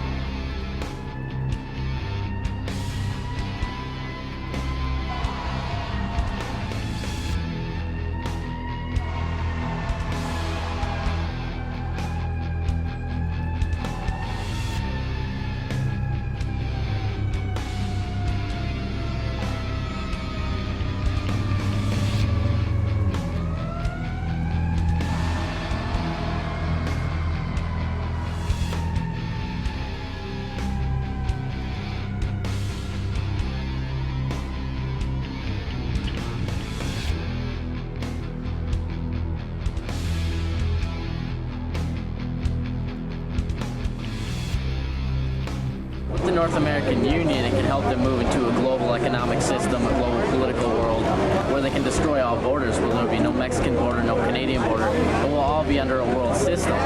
Then you're looking at world domination type stuff, and I think there's too much diversity in the world to do that. It comes down to the bottom line, which is money. Those who have the gold want to keep it, tend to. They don't want to lose power. It's about power and economics, definitely. Economic crash, you see it now as on a global level. The first time people are talking about global regulation of markets, right? Because of economic crash. So somebody has to be shot before you notice that the weapon is dangerous. How about global government down the road? What about that idea? Oh man, I work for that. I work in that, and you have to make it up to 190 countries. It's a long process. Pues la globalización ya ve que es inevitable. Pero pienso que más que en el mercado nos está afectando también culturalmente. Se están perdiendo muchas tradiciones y pues ahora ya casi en todo el mundo escuchamos el mismo tipo de música. Las tradiciones pues se están perdiendo porque estamos nosotros absorbiendo las de otros países. Well, the end game is it's not going to stop with the North American Union. It's going to be one further step along the road to one world government. Already, as we speak, the nations of Africa are contemplating an African Union. In fact, they made a fairly large step forward in 2007 with a summit. Speaking at the event, Ambassador Saeed Djinnit, AU Commissioner for Peace and Security, called the launch an historic moment in the partnership between the US and the AU. He said the African Union is determined to pursue the path of continental integration with the support of its partners. Of course, we already have the European Union. A similar movement is afoot in Southeast Asia and also South America. So once you have a North American Union, that'll merge with the European Union, that'll eventually merge with Africa. So these 4, 5, 6 major trading blocs will all come together as one world government. There is an organization you can find on the internet, and they also were in touch, and they want a common currency for the world as a whole. And Robert Mundell has an annual conference in his place in Italy where we discuss these issues. But my view is that this is totally premature. The first step would be to have regional monetary unions, like say one in the Caribbean, one for Central America, one for South America. And once they have been established and they see all the benefits that come from it and that it is manageable, that the problem of losses of national monetary sovereignty do not appear or seem to be very small, then you can have these regional unions getting together and reaching agreement to stabilize the exchange rates amongst themselves.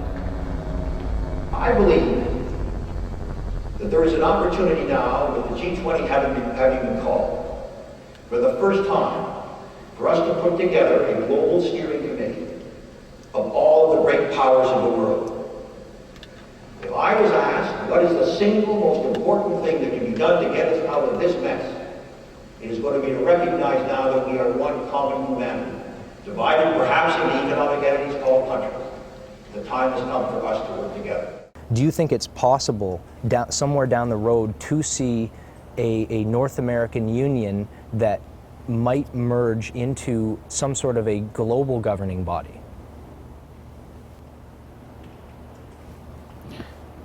One world government? Yeah.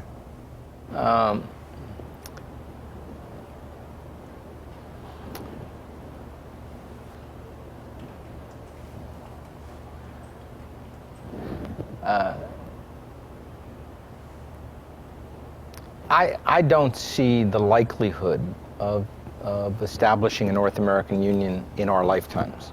I don't think that the people in any of the 3 countries want to dissolve their government in favor of a single government. Moving to, global governance dealing with, political and other things, I don't see it, quite frankly. I think that we are struggling already with our global institutions, such as the United Nations. We're trying to find a way, to deal with situations that arrive from time to time in the world where we've got, where the global community thinks maybe national sovereignty is not such a good thing. If you think that your government in Ottawa or Washington is somewhat distant and unresponsive, imagine how distant and unresponsive it's going to be if our government is now situated, let's say, in The Hague, in the Netherlands, or in Rome, or some other place that might be the seat of a one world government. We're not talking about the American government here. We're talking about an entity that exists above or beyond elected officials. These are unelected oligarchs, and these are people that have no allegiance to country or flag. So it's a bit of a misnomer to describe them as, the American government. We're not talking about the American government here. We're talking about globalists. People of the world, look at Berlin, where a wall came down, a continent came together, and history proved that there is no challenge too great for a world that stands as one.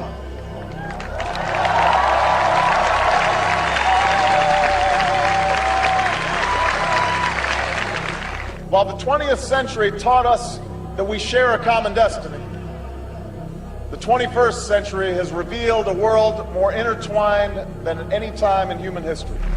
In this new world, such dangerous currents have swept along faster than our efforts to contain them. And that is why we cannot afford to be divided. The burdens of global citizenship continue to bind us together.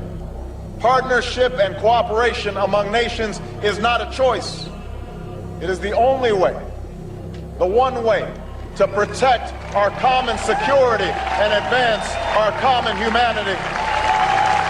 I could see in a half century or less or more, China evolving into the status of a superpower, possibly India. Europe will be an area, I want hope of great prosperity, but it will not be a political superpower. By the very nature of the democratic system that underpins it, there isn't that type of consensus behind it. So the United States power will decline, but I think that it's unlikely to be replaced by equivalent power anywhere else. And I think that for even those countries we talked about, their problems will be very, very great in the future, as America's will be. And I think it's a safe bet to say that in the world of the 21st century, all the powers of the nation state, of all nation states, will decline to some extent. We're moving towards the uncompleted pyramid being finished, which will be the New World Order, one world government, one world religion, one world cash, total enslavement. I think the idea of having a union at the North American level or a single world government is really more of a red herring that people who are frightful of any collaboration with any country throw up as a way to try to avoid discussing any serious issue.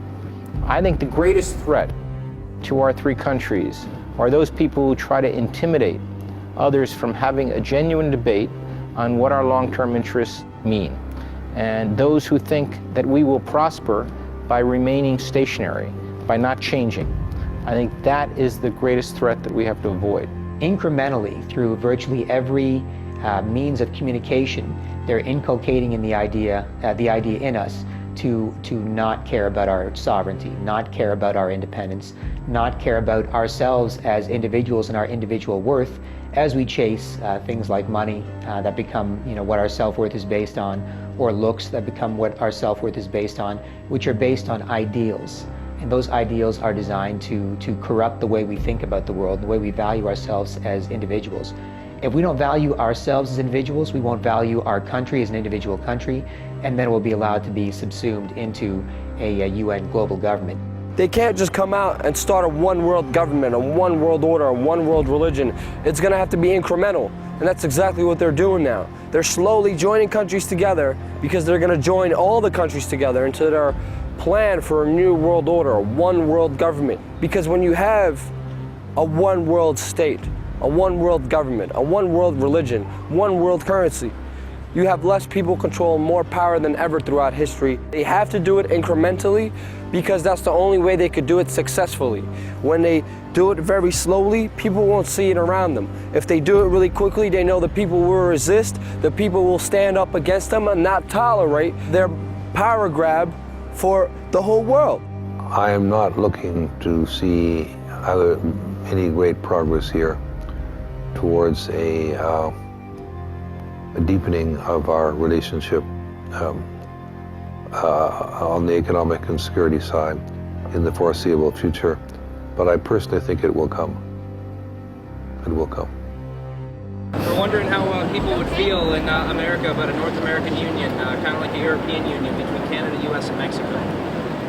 You got me. No? No. You haven't heard of it yet? No. You heard of the North American Union plan? Yeah. Yeah. The Amero? Oh man, that's way beyond my scope, Maddie. I don't even know what you're talking about. Honestly, it wouldn't make a difference to me. No? It just kind of goes right over my head, so it wouldn't make a difference to me. I seriously don't know. I have no idea. Have you heard of a currency called the Amero? No, I haven't. Have you heard of the SPP, Security and Prosperity Partnership? No. It's a deal that was signed in 2005 between Canada, U.S., and Mexico. Have you heard of the Security and Prosperity Partnership? No, I haven't heard of that. Have you ladies heard of the European Union, where all the countries in Europe kind of merge together into one country? No. No? EU, they use a euro, they have one currency. Have you heard of the European Union? No. No? No. No. No? Have you heard of the European Union, EU? Okay. If one leader rules everything, do you know how fucked up the world is going to be, man? I find when I mention topics like the Security and Prosperity Partnership or North American Community or even the European Union that people have never heard of this stuff before. Do you think that people need to be encouraged to start looking into these issues if we're going to be facing them in the future? Well, I think that information and a knowledgeable public is a fundamental requirement for a democracy. And I worry greatly about the fact that people are, in many cases in our modern democracies, willfully uninformed. It's not that the information isn't available, especially with the internet. You can get information if you want it, but people just aren't interested. In a recent by-election in Ontario, 25% turnout. 25%. Unlike Afghanistan, nobody was threatening to cut your fingers off or to kill you if you voted. So, but there is a lack of democratic engagement, and part of that is a lack of involvement with understanding the issues, whatever they may happen to be. Tenemos la posibilidad ni el gobierno de darte más información. Aquí la poca que ves en la tele y lo poco que oyes es lo que logras ver y saber. Volvamos a lo mismo, todo es un genérico de desinformación. Yo te podría expresar más si yo supiera, pero como el tiempo para subsistir no nos da tiempo para informarnos. The main problem is nowadays, I mean, you have a family. I mean, both parents have to work just to scrape by. People don't have time to look into these things. So, and it's often a survival mechanism where people tend to be happy and comfortable in their own little comfort bubble, and to step outside of that and to have somebody suggest to you that the way things are run is not necessarily the way you think they are, it makes people uncomfortable, because now you have to admit that maybe you're wrong, you have to admit that maybe things aren't the way you thought they were. So really what people need to do is swallow their pride and seek truth honestly and unbiasedly. Because that is the ultimate weapon in the fight against the people's minds, is the truth. Right now, there's a war on for your mind. And right now, these people, they're not doing it by force, they're doing it through policy. People are slowly beginning to wake up to the fact that the Fourth Estate has simply not done their job with regards to North American Union or 9/11 or any of the other significant events that have occurred over the last 15, 20 years, probably even further back. People are waking up. They're not getting the truth from the Fourth Estate. The mainstream media will deliberately lie to you. They will distract you from the truth. The only threat is an informed, educated, participatory democracy. And we're not participant. And we're choosing to be misinformed by the propaganda given to us, and we're not educated on these issues. We have, by and large, a bi-party system in Canada. You have your liberals and you have your conservatives. In the United States, they have Republican and Democrat. But society, individuals as a whole, we get all excited at election time, and we let an individual who's been appointed to that position to go fulfill that role, and the people who are appointing them are the very people who want to march us down to this whole globalization North American Union. We are losing our nation before our very eyes. We are at war. The other side is playing for keeps. And Canadian citizens are not standing up for this great country. And we need the citizens of our nation to stand up, stand strong, stand free, and vote themselves into power and take back what is rightfully theirs and their children to come. There are hundreds of elected officials to work on in this country at the federal, provincial, and municipal levels. You can go to them with a group of people and say, we want the fluoride out. Here's our evidence, what do you think? You can have a petition in your local neighborhood where you say, look, we've looked into this. The 10, 15, 20 of us in this neighborhood have looked into this, and we just need your help convincing our city councilor to look at this DVD. You can have a copy of it too, so we're all judging the same thing. And then the people in your neighborhood can see it, and they can say, yeah, of course the city councilor should watch this, and of course the city councilor should vote against this. And you can have all sorts of incremental changes at the grassroots level. It's possible through the political process by electing parliamentarians who are critical of the agreements to bring about change. Every time an election comes around and someone comes to your door handing out pamphlets, invite him inside and tell him what you know and ask him what he's going to do about it, or she's going to do about it as an elected representative. They have to know that we know. They have to know that we're not going to stand for it. Start getting actively involved in local politics, because real change is not going to happen with a senator or a congressman or a president. It's going to happen in your city hall. It's going to happen with your sheriff, your mayor. And your little towns and communities, you could have the best change there because it starts with the people. And we have to understand the more we use our hearts and minds, the more we spread this message, the more we talk to people, the more we communicate people, the better life we will have for us and our children in the future. I am very proud to have all of you guys here. You guys are my family. You guys are my friends. You guys are my companions in this info war. And we will be successful one way or another, because there is no defeat in our hearts. Whether it's raining, whether it's cold or miserable, we are still out here because we love this country, we love this flag, and we love our freedom. Liberty and justice for all, including sick and dying 9/11 first responders.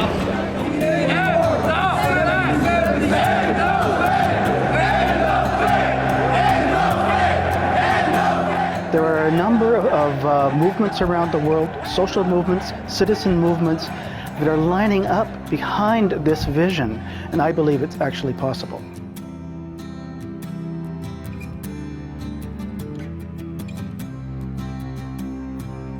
What people need to remember is that we make up the base.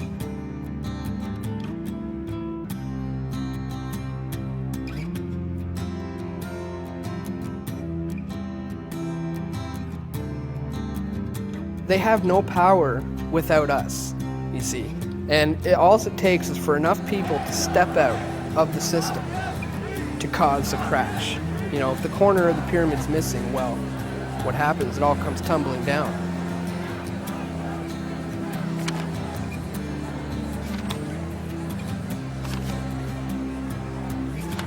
Start a website. Hand out flyers and DVDs. Contact your local representatives to ask tough questions to politicians. Just get more and more involved in trying to spread the truth, because that's really what this world needs. You guys want a DVD? Want a DVD? You guys want a DVD? Documentary? Free DVD? What is it for? Now, what's the basis of this? You've seen it? Yeah. Have you heard of it, or? Yes, and I watched part of it online. Oh, cool. Awareness is key. Nothing's ever going to change unless there's enough people who know there's a problem in the first place. So that's what this day is all about. Spreading awareness. That's as simple as that. You as an individual can say, I'm going to make an 8.5 by 11 flyer for my neighborhood that basically says, look, I make a combined family income of $120,000 a year. I live in a $275,000 house. I live in this neighborhood. I'm from here, and I'm just going to drop this off in your mailbox once a week. And I think if everybody did this, and you put on there who you are and what your intentions are, you can be semi-anonymous if you want, but you basically say, I live in this neighborhood, and I'm making this statement on behalf of people who are basically me in terms of demographic, irrespective of what roles are assigned for us by the media and by our society. I'm one of you, and I have this information to share. So you can certainly do that as well. There's a million things that any individual can do, but I think more importantly, it's going to have to go neighborhood by neighborhood, block by block, because the only reality that you can believe in consistently is one that you are in and one that you share with someone else. We don't need believers anymore. We need doers. And the doers right now are the average citizen standing up, organizing, and coming together under a common good to go save themselves, because Canada is in peril, and we're not alone. And this whole North American Union globalization is not inevitable like 1 in 2 people believe in Canada. It's not. It can be stopped. And if people who sit here since the time of Confederation, who put our country together, could fight and give up their lives to save this country, how dare we, as individual citizens in the 21st century, sit back idle and say it's inevitable. Our country is going to this new world order and this new global elite savior country. And we can do that. And Canada is no different from the same patriots and nationalists in the United States or other countries. We're fighting a war together. Whether we're individual citizens of different countries, we have to fight the same people together. We need to come together, get out there, educate, inform your fellow man. Do not be embarrassed. Do not be shy. Who cares if they call you conspiracy theorist? This is the truth. We're in a very tumultuous time, but I'm hopeful that on the other side, when the dust settles, a lot of these institutions that were once looked up to, they won't be around anymore, and we're going to have to build this thing from the ground up. And maybe I'm naive, but I think it's going to afford us a rare opportunity for more freedom of expression and more freedom of information. It may initially start out with small groups like this and in church basements, and but that's how the most important movements have always started. So I look forward with a great deal of trepidation, but also a great deal of enthusiasm and optimism.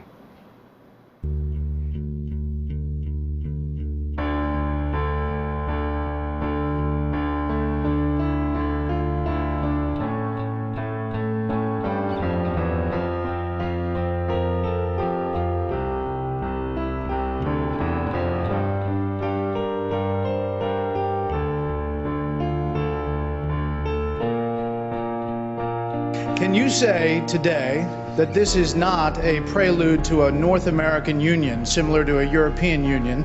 Are there plans to build some kind of superhighway connecting all three countries? A couple of my opposition leaders have speculated on massive water diversions and superhighways to the continent, maybe interplanetary, I'm not sure as well.